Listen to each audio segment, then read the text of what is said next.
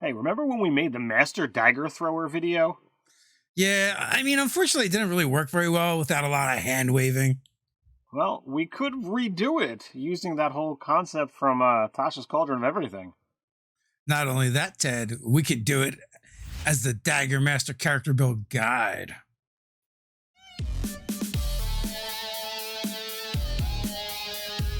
Welcome to Nerdarchy for Nerds by Nerds. I'm Nerdarchist Dave, and as usual, I'm joined by this nerd. Nerdarchist Ted. If you want to stay on target for D&D videos, make that subscribe button your next target. And if you want to make your mark with Nerdarchy, stab that notification bell so you don't miss a single video. All right, let's do this character build guide. You know what that means? In the description, you're going to actually be able to find the DM's Guild version of the character build guide. You can always go grab it for free over there because it's pay what you want, or you can throw us a bone or two. We're also going to have the D&D Beyond character sheet in the description as well, so you can take a look at that. It's only fair that we mention D&D Beyond has been a longtime sponsor of Nerdarchy, and in this video in particular, it's a great resource for building characters, researching content, building your encounters. We love it. It's the best database of all things official from Dungeons and Dragons. It makes looking up information super fast, super easy. It makes planning characters, as Dave says, planning your encounters, or even writing your campaign that much easier. And you can even play right there on the site with their dice rolling app. It's a great resource, a great tool. You got to check it out. You got to use it. Link in the description. Okay, so first off, this video was kind of inspired way back when. It's been years now. I think we did, a dagger building throw. Just really didn't work under the rules, but we wanted to make it anyway. So we kind of theorized, and I think our final conclusion in that video might have been like, under the current rules, without a little tweaking, it doesn't work very well. And also, we recently did a character build about the thrown weapon specialist. So, like, you know what if we take the concepts from both of those, mash them together, and from that, we do one of our character build guides where, like, that's when we do the level by level progression, and it's a much more specific than, the discussion style videos we do there. So where are we going to start, Ted? All right, so when we're looking at races, we're talking about throwing daggers. So you've got the options of taking anything that uses strength or anything that uses dex. So our options are massive. We could go in any direction that we wanted. So we've got a lot of space to be able to work with. Yeah, so the sky's the limit. So pick your favorite race, whether it's strength-based or dex-based, if you want to optimize the stats. I mean, obviously, here, we're not using the optional rule for origins. If you are, you can just throw that out of the book and just put your best stat in strength or dex. Both of them. Next up is class options. So from class options, we have a couple things that work really well. You could build a dagger thrower with your fighter, monk, ranger, or rogue. Yes, a lot of different things that you're looking at, a lot of different things that you could play with. We thought all of these were going to work out well. The monk is going to allow you to use the dagger as a monk weapon, so as you gain levels, that would scale. Rogue is obviously going to be able to give you access to sneak attack, doing more damage. Fighter and ranger give you access to fighting styles, which you definitely need to be able to play this kind of character. All right, next up is background options. What do we need here, Ted? So there's nothing that we actually specifically need from background for this particular build. We're not skill dependent. We're not language dependent on any of this kind of stuff. We're just looking at, combat prowess. So, we have to ask, where did we get the desire or the skill base to start down this road? Are you martial in origin? So you're looking at, criminal, soldier, gladiator, sailor, soldier, or are you kind of going in a wonky direction and be like, oh yes, I'm going to go with guild artisan and I'm proficient in chef's tools. And that's where you've got, skill with knives starting. Any of these are going to work for you. Yeah, to be honest with you, Ted put guild artisan on the list. I had no idea where he was going with that. But chef tools, that makes sense, definitely. All right, so now let's actually build the character. We got a bunch of options to kind of choose from. Now let's kind of take a look at, what are we going to do for building it? Let's start with stats. All right, so with stats, we are really looking at this as wanting to go, more of a dex-based, character that seems to fit more with the concept of throwing being agile. So we're going to start off with a 10 strength, a 14 dexterity, and a 15 constitution. So for our mentals, intelligence of 8, wisdom 13, and charisma 12. I mean, other than our dex, nothing's really set in stone for this particular character build. You can kind of mix and match. You're a thrown weapon fighter, so you don't want to actually be too close to your enemies, but you might end up there. So that's why we went with Con as our runner-up. So race, Ted, what did we decide? So if we're looking at a 14 dex and a 15 con, and we do try to optimize these as much as possible, we were looking for something that's going to give us a +2 dex and a +1 constitution, and I think there's very few things that fall into that realm, so we're looking at Goblin for this one. Yeah, so Goblin's going to work really good. We're going to get the dex and con we want. We're going to get Fury the Small to add even more damage when we want to, and also as a bonus action, we can hide or disengage. So this is going to make us kind of slippery. As we mentioned, we might not want to be too close to our enemies since we want to throw things at them. That's going to help. So for our background, we decided we're going to go with, we're going to go with a thug. We're going to go with somebody who is, already down the evil path, if you will, or pseudo evil path. So we're going to go he might be reformed. So we're going to go with criminal with this one. This is going to give us deception. It's going to give us stealth.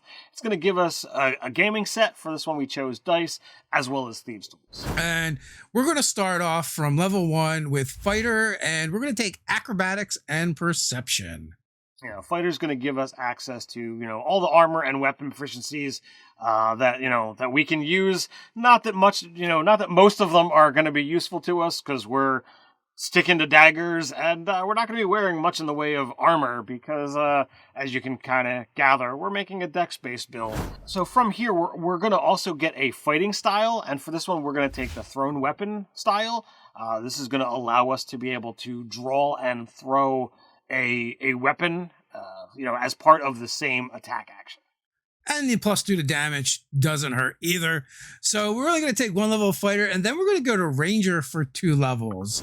So what we're going to get from ranger is we're going to get some more skills. We're going to actually get an expertise, which, this character's kind of sharp-eyed, so we're going to take it in perception. Now, this isn't like very specific to building this particular character. It's just an extra cool thing. We're going to get 3 languages, and we're also going to take favorite enemy humanoids. So now, also, we took the ranger optional ability. I think that's what Ted was going to say. Go ahead, Ted. Yeah, that's what I was going to say is, we jumped into Tasha's Cauldron of everything. We already went in there to get the thrown weapon fighting style.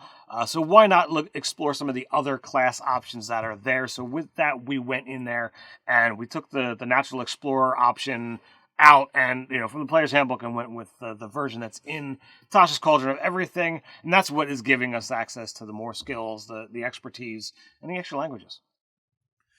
So also that second level is going to give us spells.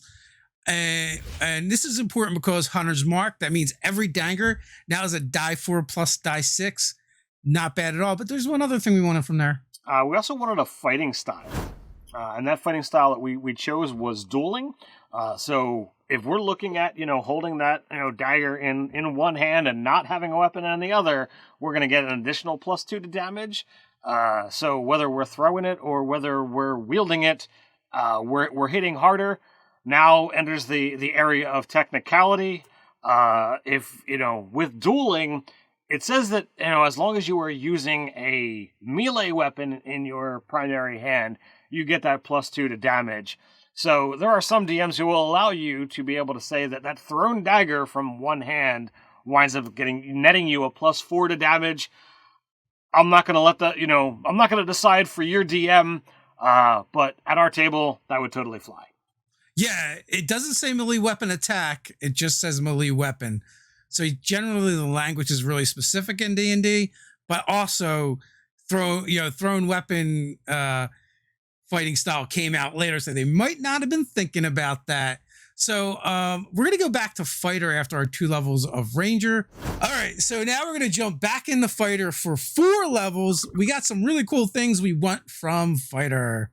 So with this one, it's pretty easy. We're going to get Action Surge. We're going to get our new subclass, which we're going to take Battle Master. We're going to get access to our first ASI, which we're going to drop 2 points into our decks, but we're also going to bum rush getting the fighter 5th level so that we can get that extra attack. We're opting for that, smaller damage die, that D4 for a dagger. So we definitely want to be swinging more than once on this guy. Yeah, not only that, by taking Battle Master 1, we get more skills, another tool, right?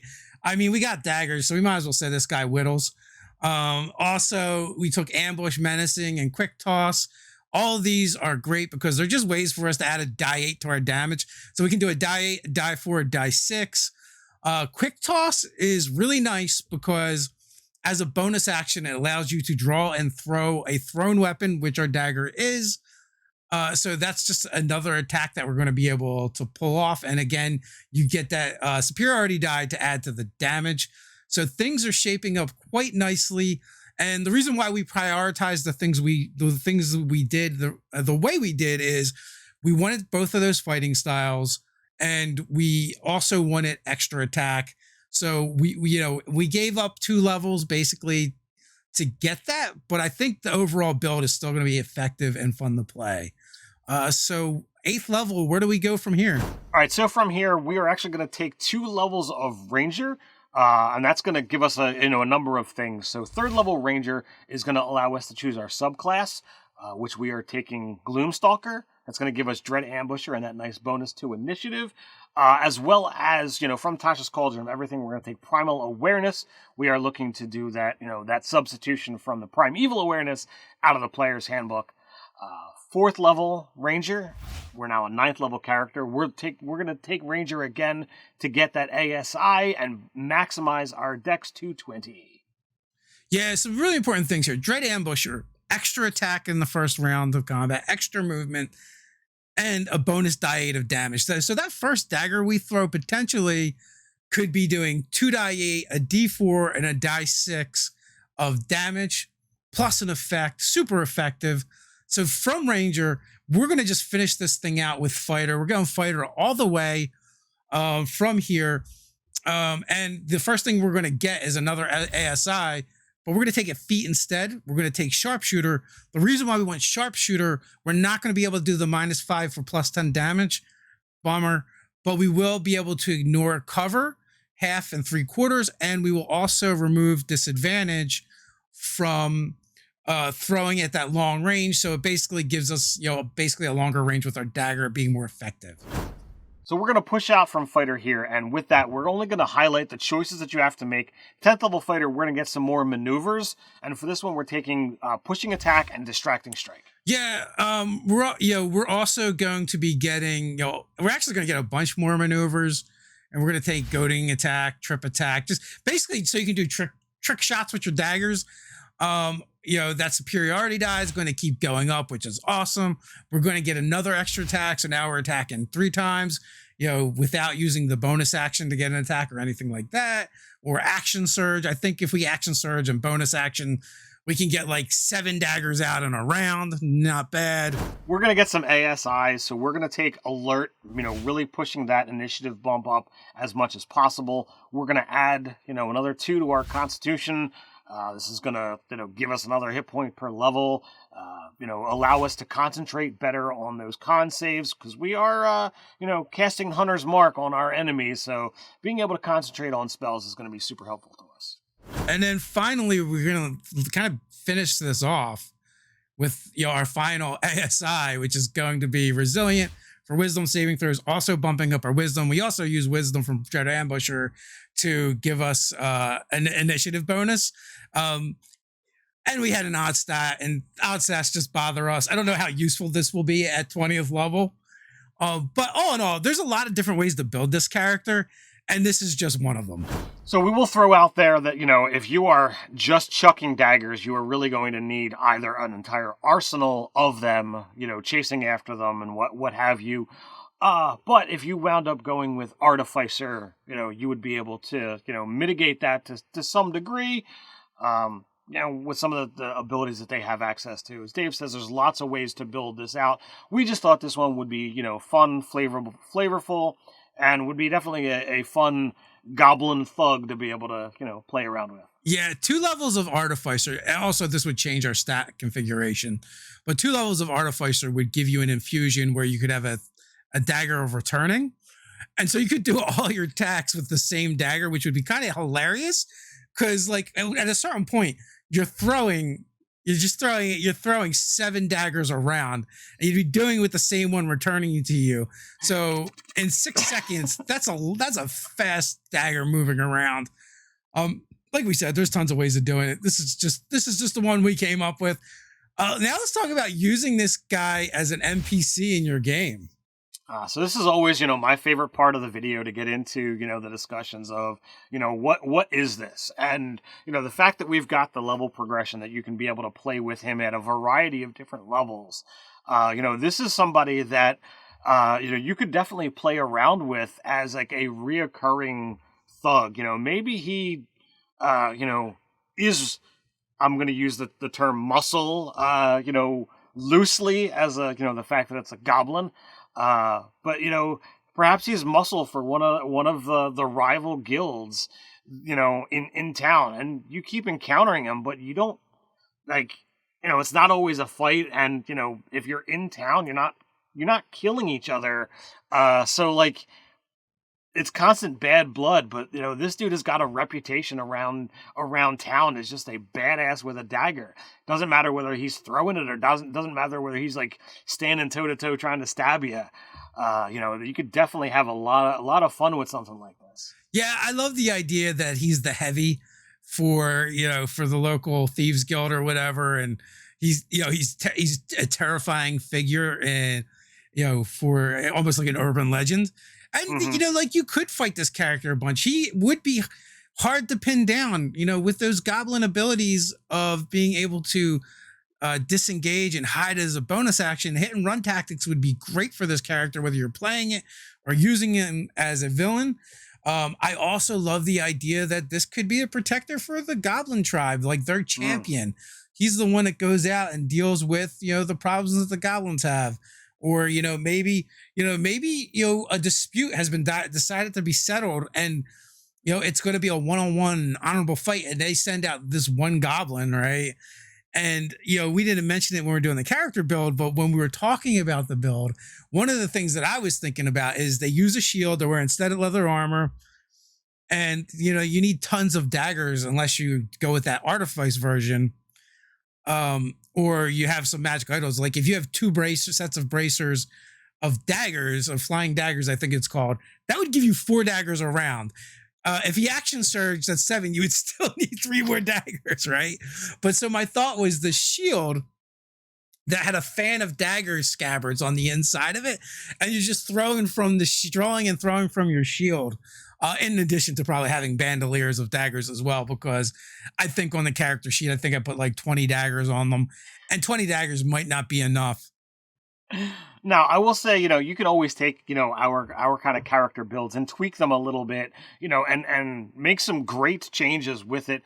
While this is a thrown weapon specialist, if you will, take out sharpshooter, take out, the thrown weapon fighting style, and replace them with other things. And this dude could just be, a badass in melee combat. No, thank you, Ted. I would take out the daggers, replace them with darts, and change out dueling with archery, and make an amazing thrown weapon fighter that just launches darts all over the place, does the same amount of damage, and you can do the -5 for +10.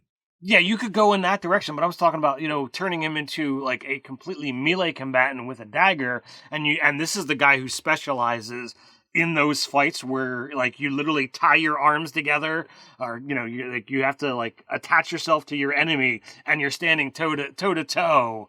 That would have been the gladiator build version of this. Yeah, and that's what I would be looking at. You turn it into a badass gladiator, and he's killing everybody with a freaking dagger. Some of the abilities are not gonna, completely work over or carry over, but I still think this dude would totally wreck house in something like that. So there's tons of ways you can use this as a player, as the villain.